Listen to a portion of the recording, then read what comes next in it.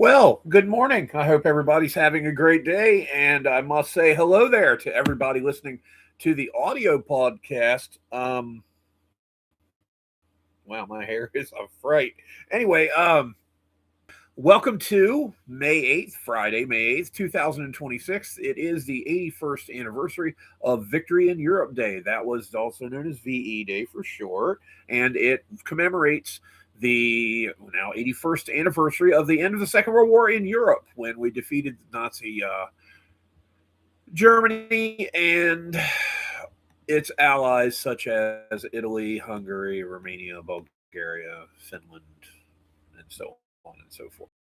So today also marks the end of the 1942 Battle of the Coral Sea with the sinking of the USS Lexington, our first aircraft carrier lost in the Second World War, but that happened in the Pacific 3 years earlier. Today, though, we're going to be talking about VE Day, and wow, there's a lot to talk about, really.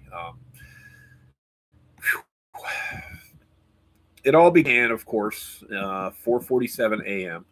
on September 1st, 1939, in the harbor at Danzig, Poland. Well, it wasn't Poland at that point. It was considered a free city. It was part of a little corridor of land that had been carved out from Germany as a result of the Treaty of Versailles that ended World War One.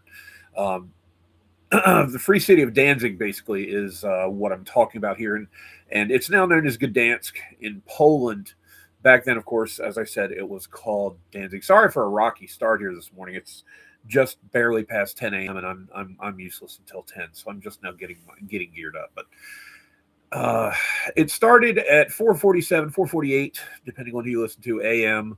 on September 1st, 1939, when the German battleship, sorry, Schleswig, let's see if I can pronounce this right. The Schleswig-Holstein fired the first shots at the Polish military depot at Westerplatte and was followed, of course, by a massive ground invasion by nearly, I think it was 1.5 million German troops against an army of a little bit smaller size. The Poles, as Time Life books put it in the book describing this attack, Blitzkrieg, which was volume 2 of its World War II series, said that the Poles had a decent army by the standards of 1920, which was, of course, the last time they fought when the Soviet Union tried to invade them, but the Poles broke their codes in August of that year, just as several Soviet armies approached the capital of Warsaw, and they managed to not only defeat the Soviets, they routed their armies and drove them out.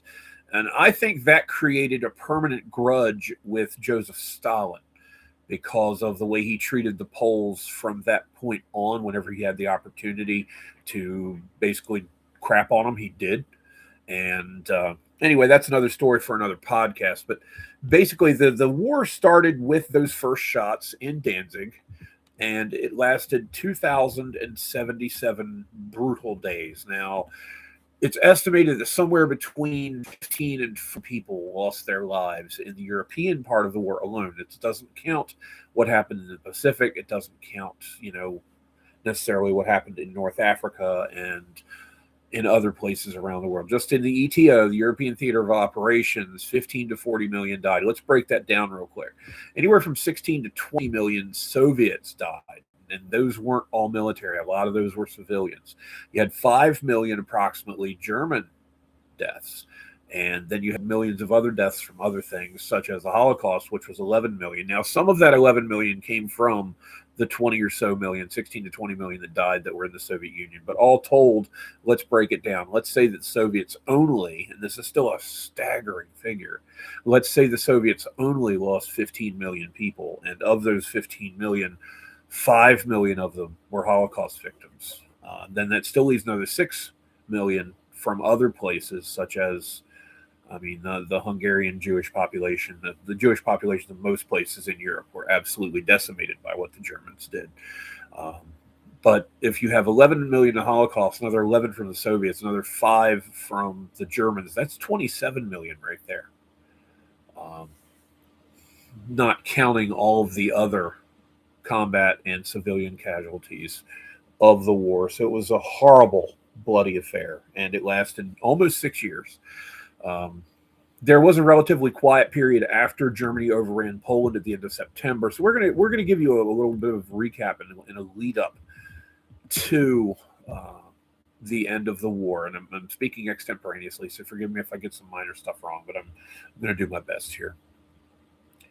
Basically, around the 27th of September 1939, after 4 weeks, and after the Soviets invaded eastern Poland on the 17th of September, Warsaw capitulated. Now, the Polish government itself did not surrender, to my knowledge.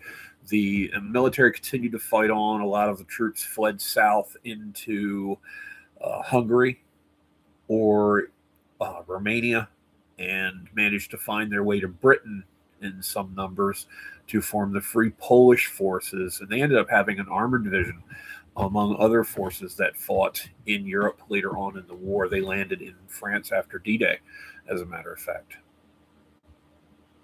And they also, of course, had the famous paratrooper brigade under General Salzbowski that dropped in the second lift of troops at Arnhem during the Battle of Operation Market Garden. Well, that was in September 1944. So I'm getting a little bit ahead of myself here. But there was a relatively quiescent period after the fall of Warsaw that led up to April 8th or 9th, 1940. April 8th, the British finally started mining the waters around Norway in an attempt to interdict German iron ore shipments coming from ports such as Narvik in northern Norway, coming from Sweden to Narvik, that helped supply the German war effort. Well, the very next day, the Germans invaded Norway. It was something that had been planned for quite some time. And an interesting little facet of the Norway invasion is it was planned by one man in one afternoon using basically a Michelin travel map. It took him about 5 hours to plan out the invasion of Norway. And to be honest, it was just a sketch out of a plan. And of course, they fleshed it out in more detail later.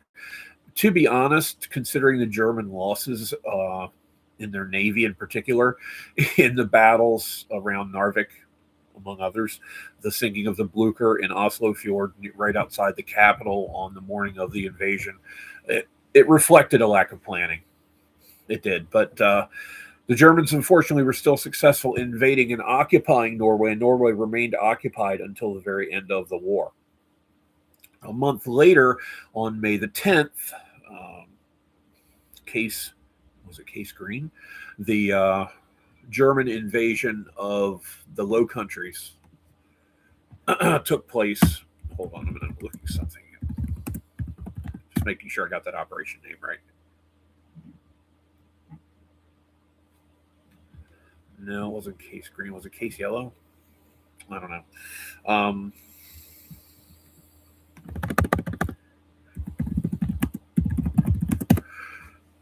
I'm sorry to do this. It was Falgelb. Case Yellow was the German invasion of France and the Low Countries in May of 1940, and the plan went through several permutations until Hitler saw the one that was proposed by, I believe it was Erich von Manstein, that involved the Sichelschnitt or sickle cut through the Ardennes forest and west through Sedan, France, over to the English Channel, which would then cut off the British Expeditionary Force and the French armies north of the sickle cut, and of course quicken the conquest of the West. Holland capitulated on May the 14th. Belgium capitulated on May the 28th. Luxembourg was basically overrun in a day or so. It's a very tiny little duchy that's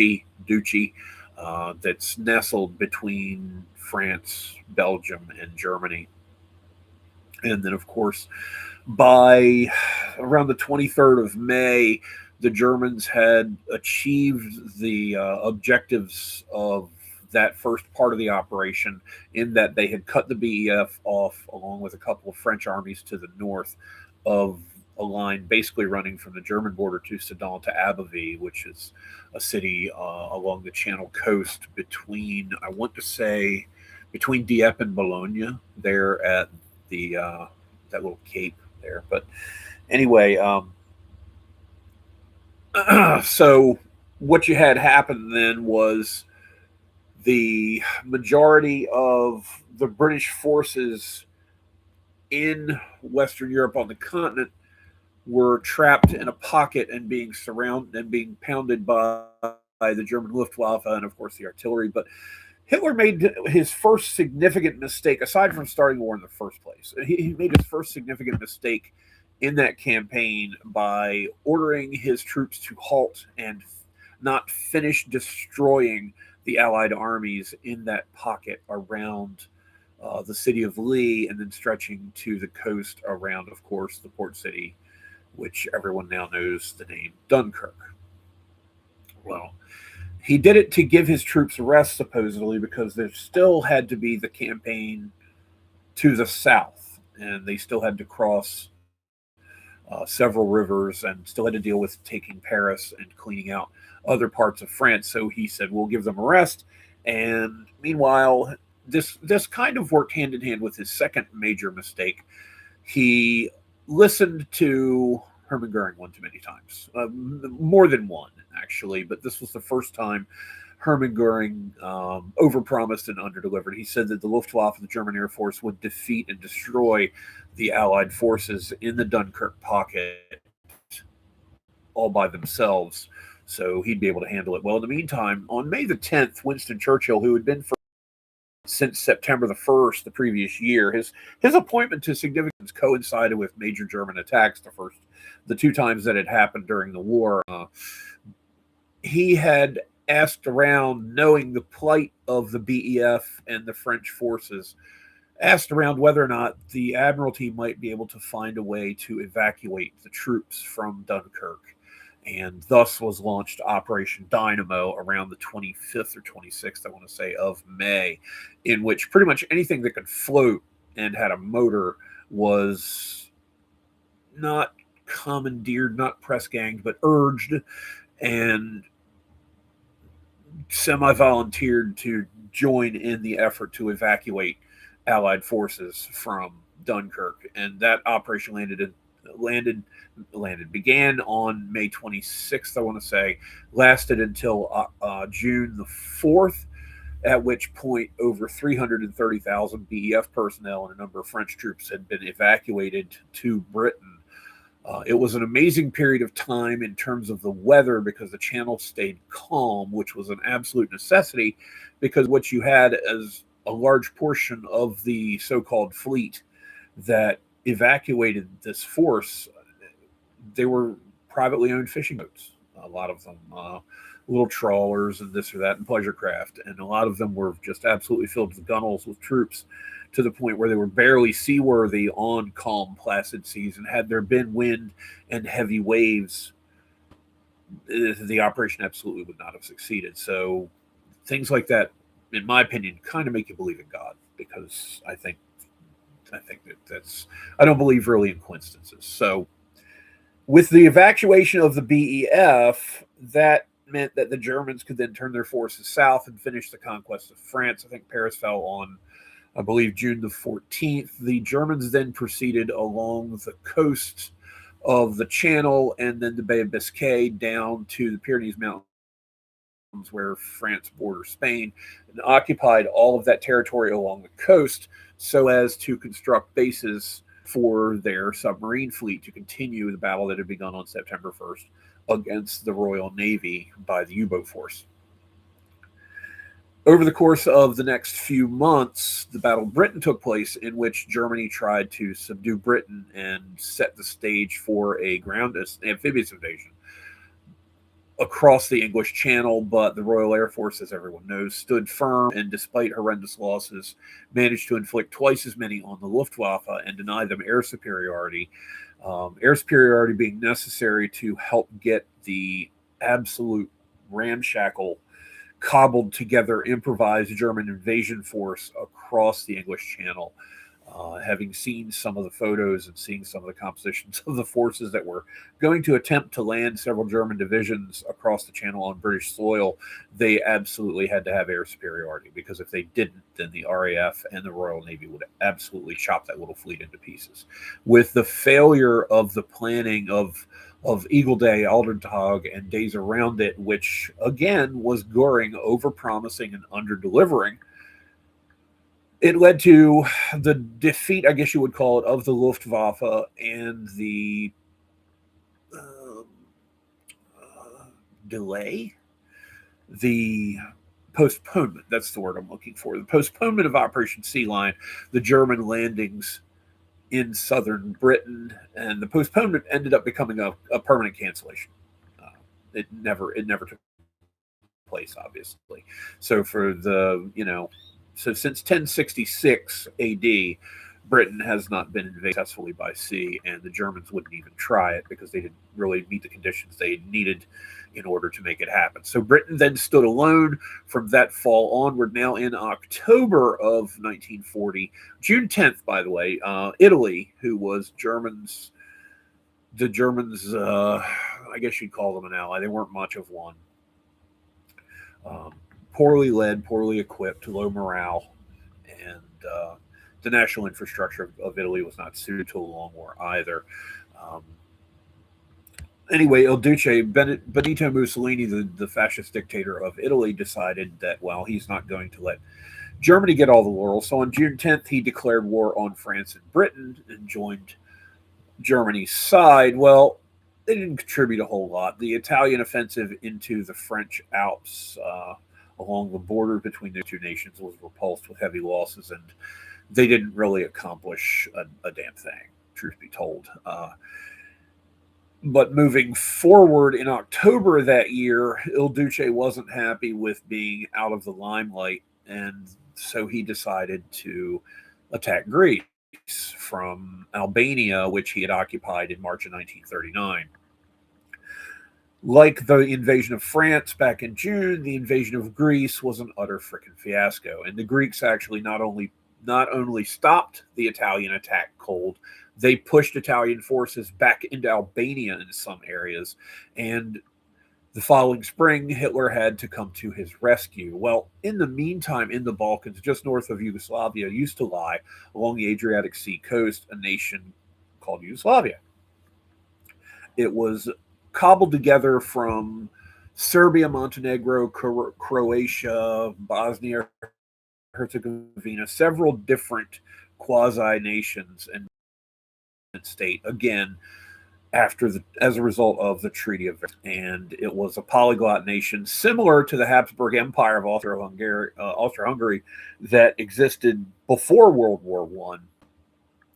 It was just in a different location and a different composition, but it was still a little bit similar in that regard, not in terms of its rulership or anything like that, but it was a slapdash affair. Well, the government was overthrown by a pro-Axis element in, I want to say, very early March 1941, at which point the British responded and sponsored a pro-Allied coup, which then overthrew the government in the other direction, making it friendly to the Allies rather than to the Nazis. Now, this had multiple effects. One, it convinced Hitler that he absolutely had to clean out the Balkans. And two, it postponed his huge operation, Barbarossa, which was the German invasion of the Soviet Union, whom they were allies with at the time.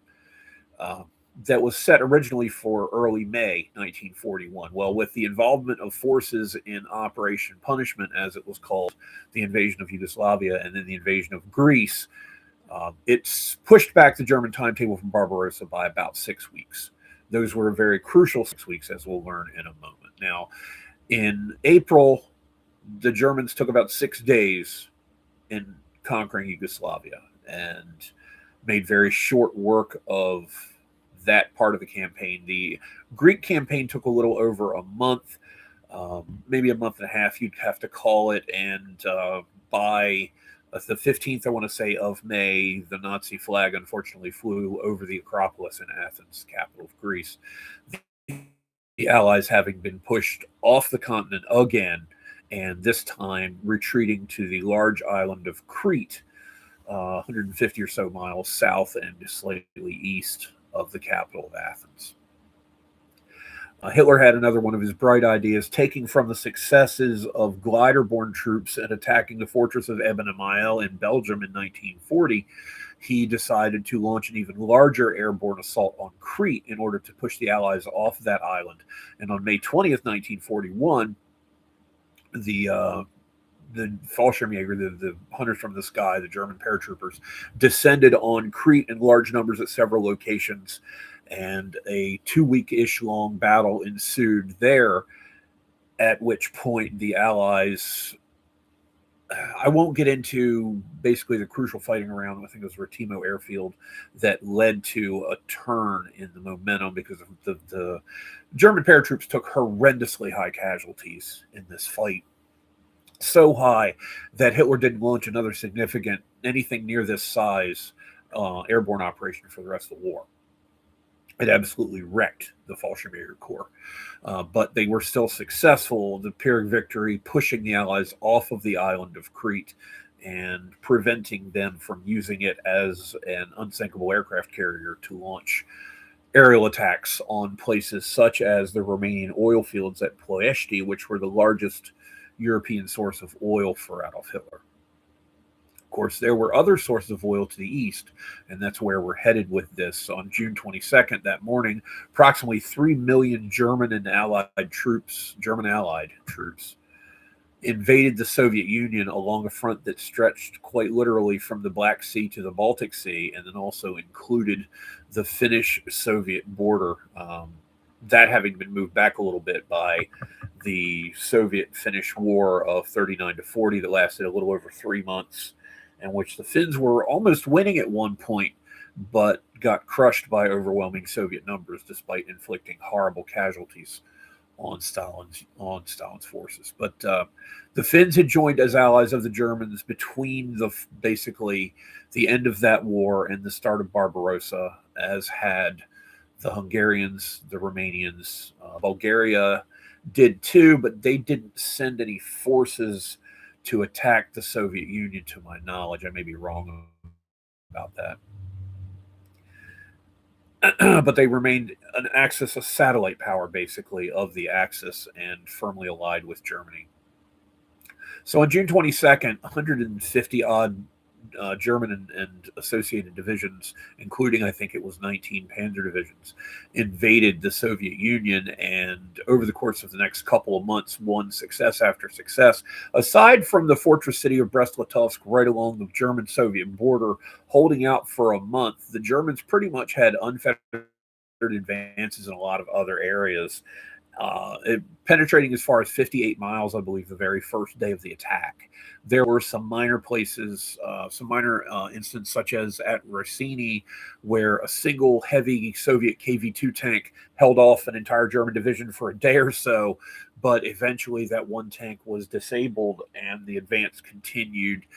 The German surprise was so complete, despite all the warnings that Stalin had received from spies and defectors and intelligence, and from seeing German reconnaissance planes overfly Soviet airspace and penetrate hundreds of miles into the Soviet Union.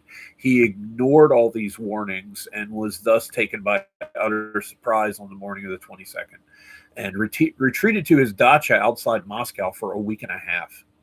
And I don't know if he lost himself inside a liquor bottle or what the case was, but he basically ran off and hid in his vacation home, pretty much, until some of the Soviet higher-ups went to him and asked him to come back and lead the Soviet Union in the war against the Nazi invaders. And he told them afterward that when they came to see him, he thought they were going to arrest him. And that's an interesting what-if scenario, by the way, for anybody who wants to work on an alternative history of Barbarossa and the Russian-German War. What would have happened had Stalin been arrested rather than asked to continue to lead the Soviet Union? He had his high command and his cabinet, the Politburo, so whipped that apparently the thought never crossed their minds. So, yeah, that's what you call total control. I've got this one little strand of hair that's sticking out, and I know I'm fugly, but daggone, dude. Anyway,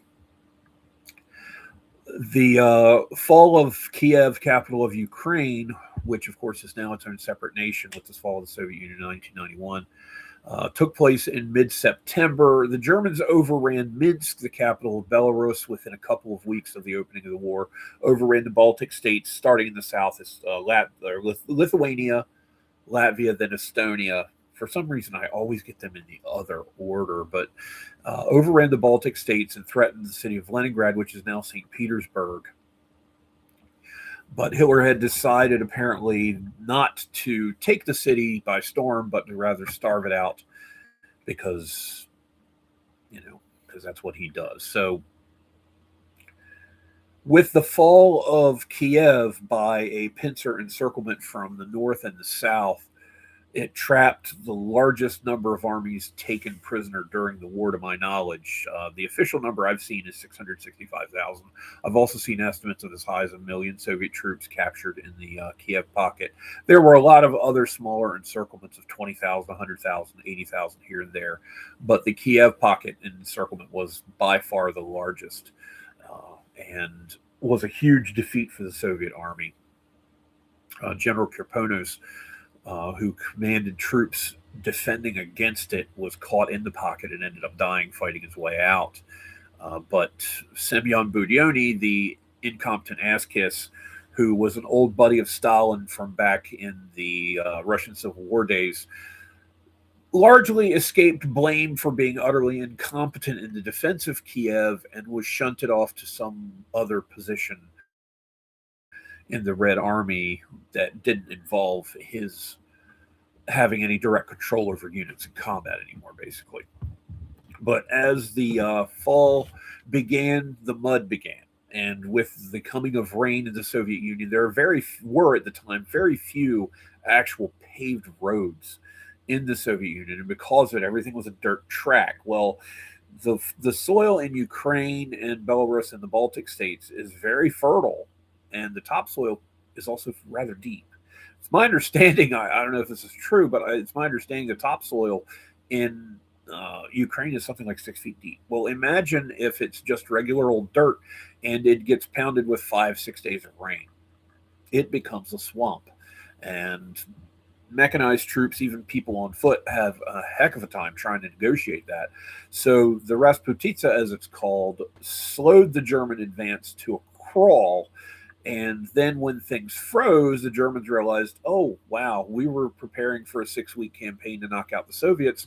We're now 4 months in, snow is starting to fall, and little did the Germans know that they were about to face the worst Russian winter on record since records started to be kept in the 1820s. Now, the winter of 1939 to 40 was the worst winter in half a century.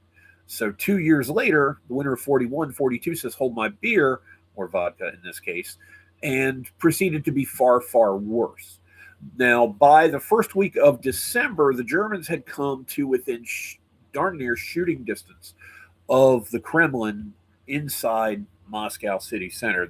There were reconnaissance units that could actually see the tops of the spires of the Kremlin, supposedly from about 10 or 12 miles away. This happened by, I want to say, December 4th, as a last-ditch operation by the Germans in late October into November called Operation Typhoon was launched. And basically Hitler threw everything he could at Moscow in an attempt to knock out the capital. Now, again, we can debate over whether or not that should have been attempted earlier, but I'm kind of glad that it did happen when it happened, obviously, because of the way the war ended. But by December 4th, the Germans had reached their farthest point of penetration. Now, meanwhile, in Asia, working at, the German, he was a journalist officially. A fellow named Ricard Sorge was a Soviet spy working in Tokyo. Now, he spoke, I believe, Russian, German, and Japanese. And he was working for Stalin and communicated among the many things that he communicated to Stalin, he communicated one huge, crucial piece of intelligence that I think was really a war-winning piece of intelligence. He informed Stalin that the Japanese had decided they would not be renewing their hostilities with Russia. Back in the summer of 1939, along the Khalkhin River in Mongolia, Soviet and Japanese forces had clashed for a number of weeks, and the Russians, quite frankly, cleaned the Japanese clocks. They kicked their ass.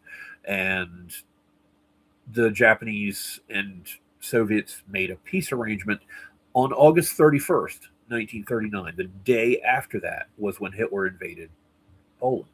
So as one little war began, a bigger one was starting up. Well, the Japanese did not have the equipment, they did not have the troops, they did not have the necessary things to defeat the Soviets. So they decided that they would not be attacking them again, and realizing that the resources that they needed as a result of an oil embargo by America, they needed to drive south into Sumatra, in the rest of Indonesia proper, what was called the Dutch East Indies, Borneo, Celebes. And of course, if you're going to take these areas out to exploit their resources, you've got to remember there's 800 or so islands in the middle of all that called the Philippines that was an American possession. So if you're going to overrun all of those islands to exploit the resources, thereby starting a war with the British and the Dutch, you're probably going to have to attack the Americans as well. Well, in order to attack the Americans, the doctrine of the Japanese was to launch a large surprise attack, and then hopefully it would knock America out of the war long enough for them to consolidate their conquests and to begin to exploit those resources, specifically oil, rubber, tin, manganese, all kinds of things that were necessary to keep a war machine running, especially oil. Oil was the huge, huge thing that Japan needed the most because they were running out. Well, in order to knock out the American fleet, they had to attack Pearl Harbor. Problem with that was Pearl Harbor's harbor itself was considered too shallow for aerial launch torpedoes. So if you're going to attack it with air forces, which is what they were planning to do by using aircraft carriers, something had to be done. Well, somebody came along with the idea of putting wooden fins on the back of the long range torpedoes that the Japanese were using to make that attack. They worked, and in the 50-foot harbor of Pearl, well, we all know what happened to Pearl Harbor on December 7th. Okay, but between the 4th and the 7th, between the Pearl Harbor attack and the Germans' farthest point of penetration, Ricard Sorgier's intelligence came into effect. In that, Stalin had ordered a massive movement of troops from Siberia and eastern Russia west to fight the Germans, including crack units such as the 32nd Infantry Division. These are men who were trained, lived and breathed the cold weather. They're from frickin' Siberia. Some of the coldest places on Earth are in Siberia. There's one area in Mongolia, I believe, where during the course of a calendar year, the temperature can fluctuate from the 90s Fahrenheit down to almost negative 100 Fahrenheit, almost a fluctuation of 200 degrees. These men are used to changes in the climate, especially being able to manage a cold spell. And with their felt boots, the Germans wore, leather boots with hobnails in them, and they had a ton of frostbite casualties. I won't tell you in this podcast what the leading German non-combat casualty supposedly was on the Eastern Front in World War II because it's disgusting. Let's just say they had some terrible things happening to them while they were invading. Well, on the 5th of December, Stalin launched a massive counterattack outside of Moscow, among other places, and drove the Germans back. And only by ordering his men to stand fast and die where they stood and fight the last round did Hitler manage not to have his whole front fall apart. The problem is, with the success of the Standard Die Order in 1941, it made Hitler think that that worked in every event. And because of it, there were a lot of unnecessary standard dies issued later on in the war that took away flexibility from German commanders and thus led them to suffering a lot of defeats that could have been maybe not prevented but mitigated. If you're not allowed to retreat, everything you have is dead. So if you're allowed to retreat, you can at least save some of it to fight another day. And Hitler wasn't big on retreating because of the lessons learned from Napoleon's Grand Army in 1814 in particular. But with December 4th, the Germans' point of farthest penetration basically toward Moscow. December 5th and 6th, the launching of the massive Soviet counterattack. And then December 7th, with Japan declaring war on the United States and attacking us at Pearl Harbor, the Pacific War opened up in earnest. Now, there had already been fighting going on the mainland between China and Japan as far back as 1931. But in 1937, an incident at what was called the Marco Polo Bridge basically gave the Japanese a pretense, which they created themselves, to allow them to invade mainland China and not just Manchuria. And they took a large chunk of eastern China along with a number of ports, one of which, though, was not taken, and that was Hong Kong, because that was a British possession. That fell, I want to say, the day before Christmas or Christmas Day, 1941, as part of this massive operation that Japan launched that went along with the Pearl Harbor attack. So in the next few months in the Pacific, Japan overran hundreds of little islands, or very large ones, booted American forces out of the Philippines, the ones that didn't surrender, and maybe we'll talk about that some other time. I'm not a MacArthur fan, so we won't be giving him a glowing review of how he handled that campaign and of his personal conduct and possible financial aspects of certain things in his involvement in the war. But anyway, by May, basically, of 1942, the Japanese had taken a good portion of New Guinea, Borneo, Celebes, Java, Sumatra, almost all of the Philippines, and a number of other islands, such as Wake Island, which defended itself very rigorously, but fell on December 23rd, despite sinking a Japanese destroyer and inflicting some significant casualties. The Marines there really acquitted themselves well in particular, but Wake Island still fell. And by the first week of May, the Japanese had taken it upon themselves to decide to try to launch an amphibious invasion of Port Moresby, which is in the southeast corner of New Guinea. If successful, that would have pretty much isolated Australia. But America, our code breakers, had gotten wind of it and dispatched carriers, the Lexington and the Yorktown, to try to turn back the invasion. Well, it was technically successful in that the MO force, Operation MO, the Port Moresby invasion, did not take place because in the course of the multi-day Battle of the Coral Sea, southeast of New Guinea, while we lost the Lexington, an aircraft carrier, they lost the Shoho, a smaller aircraft carrier. And of course, that's where the term Scratch One Flat Top came from, when on May the 7th, American pilots destroyed the Shoho, and that was what one of the dive bomber pilots, I believe it was, signaled. So with the turning back of the MO invasion force, and with the Doolittle raid on Tokyo on April 18th, when 16 Army B-25s flew from the Hornet to drop bombs on Tokyo, it was really just a token raid. They didn't do any appreciable damage, but they really affected Japanese morale because the homeland hadn't been attacked in centuries. And this prompted the Japanese to make another change in plans and decided, the higher command decided to attack Midway. Isoroku Yamamoto, the commander-in-chief of the Japanese combined fleet, basically staked his reputation on the Midway thing and said, if you don't approve the operation, I quit. Well, after some wrangling with the Army over whose assignment it would be to actually land troops there, and after this and that, it was approved, and that operation took place June 4th through 7th of 1992, and was a disaster for the Japanese because, again, our code breakers had been reading their mail. Along with the damaged Yorktown, the Enterprise and the Hornet intercepted the Japanese force. Now, this wasn't a face-to-face interception. This is a figure of speech because, as with the Coral Sea, the fleets didn't ever actually see one another. Carrier forces engaged. The Japanese lost 4 aircraft carriers in the Battle of Midway, all of them, I believe, on June the 4th, the very first day of the battle. The Kaga, Akagi, Hiryu, and Soryu were all sunk by American dive bombers. The torpedo planes had very little success.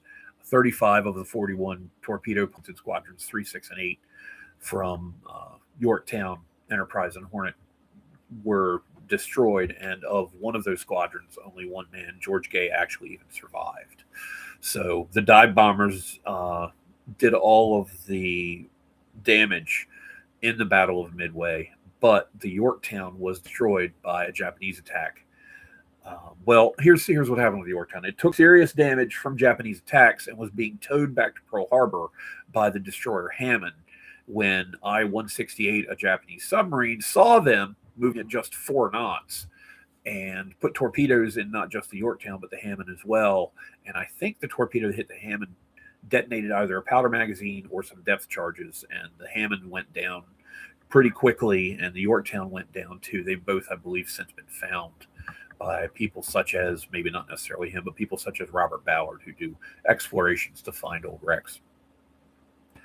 But with the victory of the Battle of Midway, the tide had turned, but we didn't really know it yet. We still had some hard fighting to do in the Pacific. And over the course of the next 3 years, starting with the August 7th American landing of the 1st Marine Division at Guadalcanal, 3 years of island fighting began that took American forces up the Solomon's Chain, British forces across parts of New Guinea, and then in 1945, Borneo, Celebes, Java, and so on and so forth. America worked its way up the Solomons in 1943. In 1944, basically finished off the New Guinea campaign in October of that year, invaded the Philippines. In the meantime, it also invaded the Marianas Islands, as well as the Gilbert Island chain, and hopped from one place to another, gradually whittling away at the Japanese. The Japanese then proceeded in 1944 in June to try to stop our forces when we were landing on Saipan, Guam, and Tinian, and the Battle of the Philippine Sea took place, known now as the Great Marianas Turkey Shoot, because inexperienced Japanese pilots were shot down by the dozen. I think over 400 were shot down by American forces in just a single day. And it crippled Japanese naval air power from that point on. 4 months later, we destroyed another large portion of the Japanese surface fleet in the battles around what is collectively known as the Battle of Leyte Gulf. That would have been October 23rd, 24th, 25th of 1944. The Japanese lost several heavy cruisers, a couple of battleships, including the Musashi, which was a sister ship of the great 71-ton, 18-inch gun-carrying monster, 71,000-ton, 18-inch gun-carrying monster Yamato, as well as a number of other smaller craft and hundreds of aircraft. And of course, the Japanese would eventually lose the Philippines, but that would take until the summer of 1945. And there were still holdouts on some of these islands that actually stayed holdouts until as late as 1974. But we'll get into that some other time. As 1945 dawned on June 6th, of course, 1944, the Allies invaded northwestern France and Normandy. The D-Day Operation Overlord, headed by Allied Supreme Commander Ike Eisenhower, who was also the Supreme Commander for the Allied landings in November 1942 through May of 43 in North Africa. The North African campaign, of course, lasting those 6 months and providing a springboard for an Allied landing in Sicily in July of 1943, and then another landing on Italy itself near the port city of Salerno in September 1943. Now, the Italian campaign was a mess because of a combination of supply issues, command issues, the terrain of Italy itself being very mountainous and rugged, and I've got to say it, the determination and defensive capabilities of the Germans.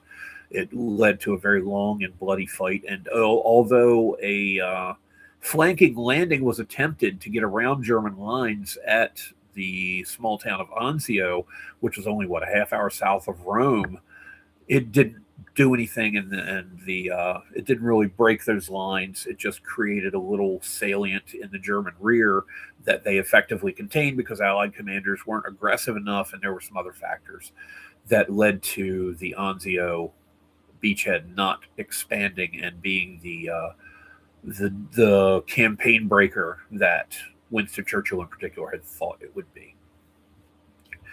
But on June the 4th, 1944, American forces did actually manage to take over Rome as the Germans retreated north beyond it. And then, of course, on June 6th was D-Day. Over the course of about 2 months of heavy fighting in the Normandy hedgerows, the bocage, as it's called, the Allies wore the German 7th and other armies down. and eventually broke free, liberating Paris on, what was it, August 22nd, 1944. It's either 22nd or 25th. I'm a little fuzzy on that date. But by mid September, the Allies had made it pretty much clear across France. Now, or not, yeah, by mid September that had happened. Now, in mid August, Operation Dragoon took place, which were Allied landings in southern France, near the French Riviera, the towns of Caen and Nice in particular, which gave us, the Allies, another foothold in Western Europe. And by the end of October, Allied forces had driven up the Rhone River Valley, among others, and had linked up with troops that had come across from Normandy. Uh, in mid September, British General Sir Bernard Law Montgomery, the winner of a significant land battle at El Alamein in Egypt in 1942 that stopped the German Africa Corps from taking the capital, Cairo, and possibly turning the war into a whole new ballgame,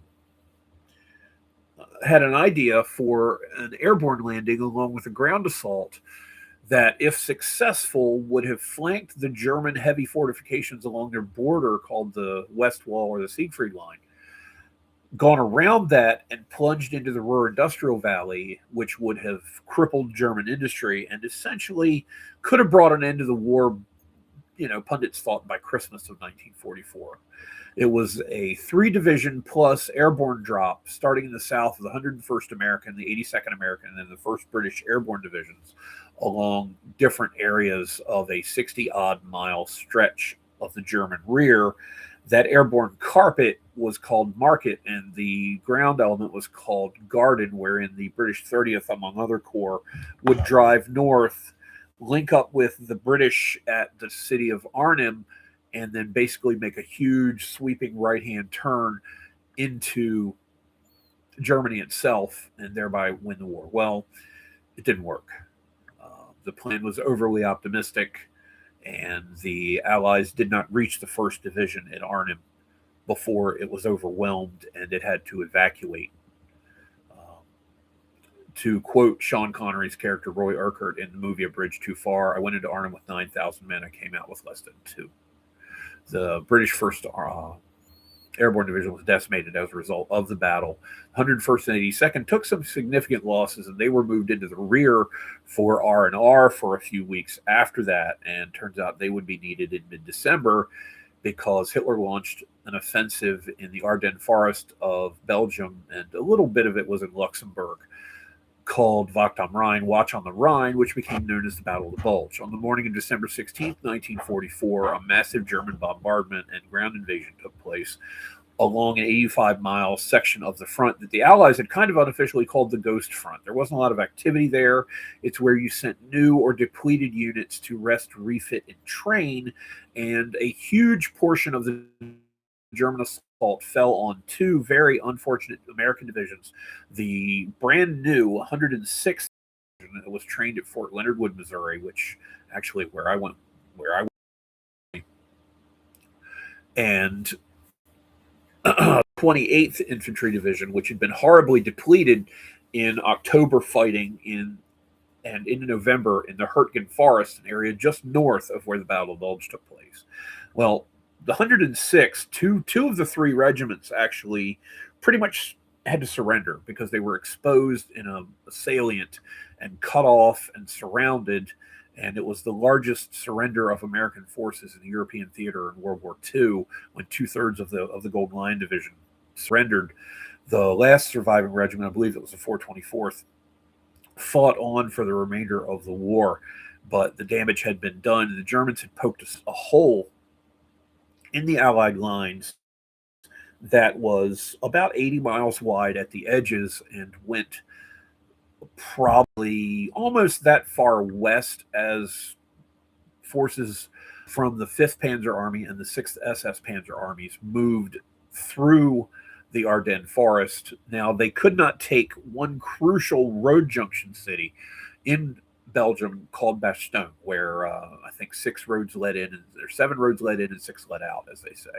The 101st Airborne and part of, I want to say, the ninth, ninth or 10th United States Armored Division were surrounded in Bastogne and held on for over a week from around December 19th until the day after Christmas, as they were surrounded by, I want to say, 7 German divisions at one point who continued to exert massive pressure on them. The Germans benefited from bad weather for the first 6 days of this attack, from the 16th to around the 22nd, because, I mean, it winter in Belgium, and it was very cloudy and overcast, and the Allies had overwhelming air superiority by the spring of 1944, and the planes couldn't fly to help the Allied forces. But on the 22nd or 23rd, the weather cleared, supply drops managed to come through, and Allied air forces began to take their toll on the advancing Germans, shooting up their columns and providing supply and reconnaissance and intelligence, and doing all the things that air forces did in what was then a modern war. By the 26th of December, elements of the 4th Armored Division had linked up with the 101st south of Bastogne, relieving the siege of the city. I will not say that the 101st got rescued, because if you ever had met anyone from the 101st, I met a couple, and you say the word rescue, they would get offended. They did not consider themselves rescued, because one of the paratroopers' famous statements, one of the things you'll hear from a paratrooper is, "We're paratroopers, we're supposed to be surrounded." So you're not going to get anyone from the 101st to ever admit that they got rescued, because in their eyes, they weren't being rescued, they were just being relieved. So with that, the offensive stalled, and although it took a month for the Allies to reduce the German bulge back to its original, where the lines were on December 15th, 1944, with the commitment of a massive portion of the German armored force to the Western Front, the Eastern Front, Stalin, of course, had overrun massive portions of German-controlled territory from Stalingrad all the way into Germany proper by January of 1945. Well, the die had been cast, the writing was on the wall, and by late April, Soviet forces had entered Berlin and surrounded the city, and a week-plus siege of the city began, culminating on May 1st with the planting of the Soviet flag over the Reichschancellery building and Hitler shooting himself. Within a week, and that's where we get to May 8th, within a week, the Germans capitulated. And on the early morning hours of May 7th, 1945, at Supreme Headquarters Allied Expeditionary Force Chief, which was the headquarters for Ike Eisenhower and the forces that landed on D-Day, Operation Overlord, basically. The staff was trying to figure out a way to announce the success of things and the end of the war, and everybody was trying to write a quick statement that would be telegraphed out to explain what happened and how it happened, and what was done, and to announce this great big news. Well, this one did it, and that one tried it, and this colonel tried it, and this guy tried it, and so on and so forth. And everybody wrote these glowing things and these lofty pronouncements, and all this highfalutin nonsense. Well, Ike took a piece of paper and wrote simply, "The mission of this Allied force was fulfilled at 0241 local time, May 7th, 1945, with the surrender of the Germans to take effect, I believe, at midnight that night, which would be May the 8th. And that brings us to it being VE Day, Victory in Europe Day, with the capitulation of the German forces. There's your nutshell synopsis. Sorry if it's got a few factual inaccuracies or if I've missed a couple of things, but that's a lot to discuss in 54 minutes. So anyway, there's your VE Day story and the events that led up to it. Millions dead, millions homeless, billions upon billions in property damage. And of course, the future of the world forever altered, and the course of life in Europe sent in an entirely different direction.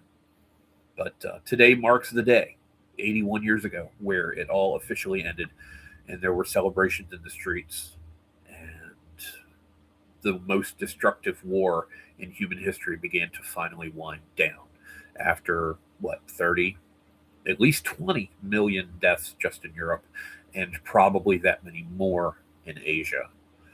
So there we are commemorating the end of World War II in Europe today, and give a salute to all of the Allied forces, every country,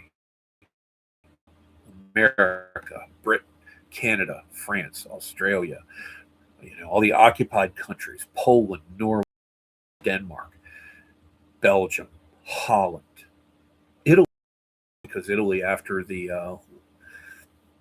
landings in Sicily, as things progressed into the landings in Italy, Italy capitulated, and only a fascist rump state was created by Hitler that fall. So Italy was considered occupied. Greece, Yugoslavia, so many people in so many countries bled so much and suffered so much and went through so much privation to get the world to the point where was Admiral Dönitz, who had been put in charge of the German Reich by Hitler when Hitler shot himself in the bunker in Berlin on April 30th, uh, signed the surrender document. It was 2,077 days of war. It was a long time, and it still had another 115 or so to go until the Japanese surrendered in Tokyo Bay on September 2nd, 1945, after America dropped 2 atomic weapons on Japan and after the Soviet Union invaded Manchuria and overran a lot of Japanese territory there, and after Germany had been bombed flat and occupied, and after Japan had been bombed flat, and then after August 15th, occupied in 1945. It was a long war. It was a bloody war. And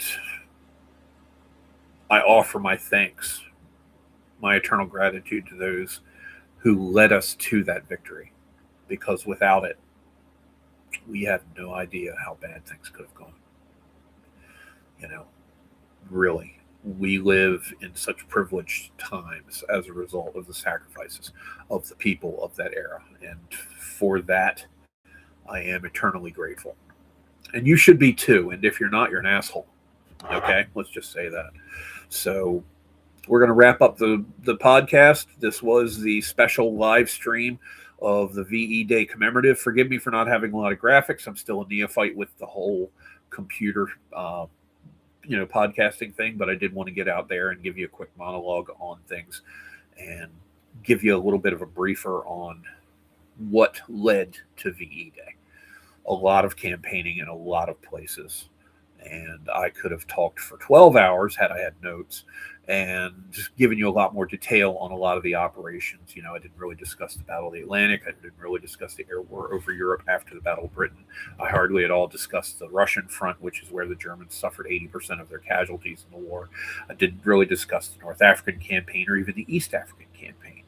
Didn't really go into anything after the Battle of Midway in the Pacific, except mentioning a few island chains. So there was a lot more to discuss about the war, but that's why I call this the War, Sports, Politics, and Dragons podcast, because in addition to talking about, sports, because I'm a baseball, football fanatic, and politics, and realistically, I'm trying to get a little bit out of politics because the gotcha game is wearing thin on me, because nobody ever goes to jail. All the crooked and horrible crap that politicians do, and still nobody ever goes to jail. It's just infuriating to discuss, and I'm tired of playing the gotcha game. Oh, we got him now, part 456. No, we got him now, part 457. Whatever. But Dragons, of course, is the role-playing aspect of things, and we will be getting into that more. And eventually I will have a full-blown video podcast with graphics and pictures and videos and stuff, but I'm still getting there. Bear with me. And, if you are interested in what I do and want to help support me as I grow, because I have grown significantly already, you can support us on Patreon. It's patreon.com/WSP Dragons. Our Twitter is at the WSPD Podcast. You can help us through Venmo and Cash App. It's WSPD Pod on both of those. And I look forward to interacting with you and hope to have more people on board for all that. It's going to be fun. I'm enjoying this immensely, and and to be able to share my gaming ideas in particular. I'm working on a new role-playing game called 1750 The New World, which involves the years in North America just before what historically was the French Indian Wars here, and they called it the 7 Years' War in Europe. Basically, imagine flintlock muskets and magic and fighting for North America. That's that's the role playing game there. Plus, a ton of stuff for Dungeons and Dragons and BattleTech and other games is coming down the pike as 30 novels, some of which are simply fiction novels set in the real world, and a lot of which are set in the campaign world of Trinith, which I use as the setting for my role playing game product. So get on board. Again, it's patreon.com/WSP Dragons. You can join up for free and get some freebies, or you can become a sponsor for as little as $3 a month. I mean, it's 10 cents a day, and you can get all kinds of good stuff coming down the pike. We're picking up subscribers, and we're getting followers, and we're getting out there. So get on board. I know there are a ton of podcasts out there, but I'd like to think that I've got a really cool skill set because I've got a large amount, I'd like to think, of knowledge of 20th century history in particular, of role-playing games, of sports, because I worked 17 years in the newspaper business as a sports writer, as well as a lot of general life experiences. And if you listen to my podcast, you'll hear funny stories from various jobs I've held over the years and various situations I've been in. So get on board, give the podcast a listen, check out the Patreon, follow us on Twitter, stay here on YouTube, follow us here because we've got more stuff coming out. And thanks again for your time. Thanks for listening to the audio podcast only, if that's what you're listening to. Take care of yourself. Have a great weekend. And hey, congratulations again to the Allies, and thank God they won. Take care. Have a great weekend. And thanks again for tuning in. Bye-bye.